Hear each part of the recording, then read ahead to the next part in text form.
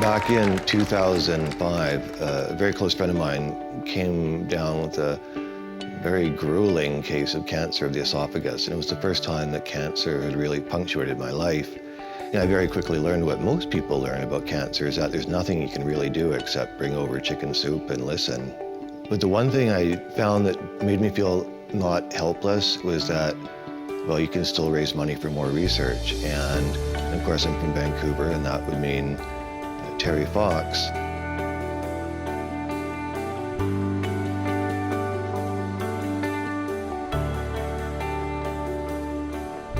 It's sort of a very old-fashioned thing to be doing in the year 2011, but I thought about that, and since about 1960, as a culture, we've been conditioned to expect sort of minimalist slabs of rock or a piece of this or that stands for the whole.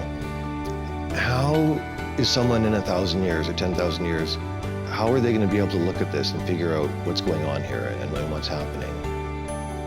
Bronze is sort of a timeless material. It's a beautiful living material. And there's been this huge revolution in what we can make out of materials. And I think, you know, why not bring back representational work with a bang? The big change in bronzing and making anything in 3D is that you can create it inside a cyber universe, and then you can build it into the real world. So basically what I have on the screen here is a client-provided model. And what I've done is I've selected this arm here and saved it as its own file so that I can manipulate it by itself. What we would do from there is we would export this so that it can be imported into our toolpathing program and ran on the mill.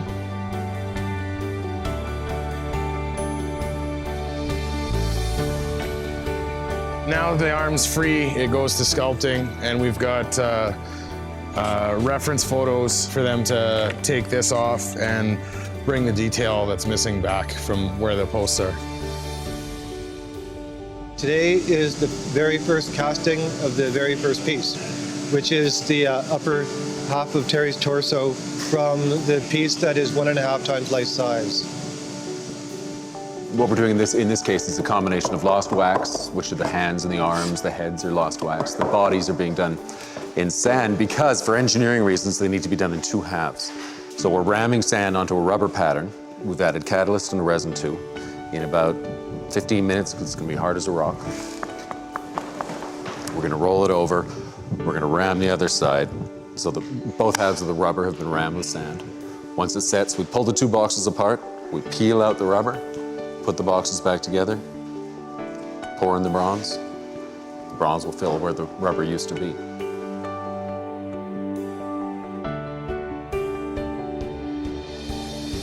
When you have a complex shape, like in the case of Terry's hands are obviously in the shape of this, or even with the head, the nostrils, and the ears and whatnot, we can't sandcast it because it's just too detailed. So in this case, we make waxes.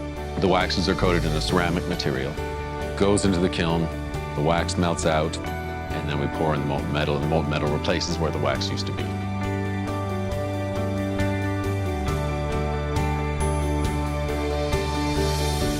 The family made it very clear that they didn't want anything that in any way depicted completion, because the important part of the Marathon of Hope was that it was never completed. The run was to have ended in Stanley Park in early December of 1980, and of course it didn't happen. And the location at the corner of Beatty and Robson is wonderful, because if you follow Robson Street down, it goes directly into Lost Lagoon.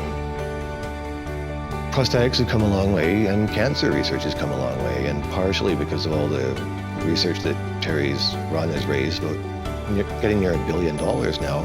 You know, he's a genius, he really was. To be able to work on Terry Fox, to me, is a huge deal. You know, he's a Canadian icon, and I'll be telling my grandkids about it. We'll be going to Vancouver, you know, to go see the monument that, you know, Grandpa got to help with, or Dad got to help with, and that kind of stuff, so. I couldn't be more pleased.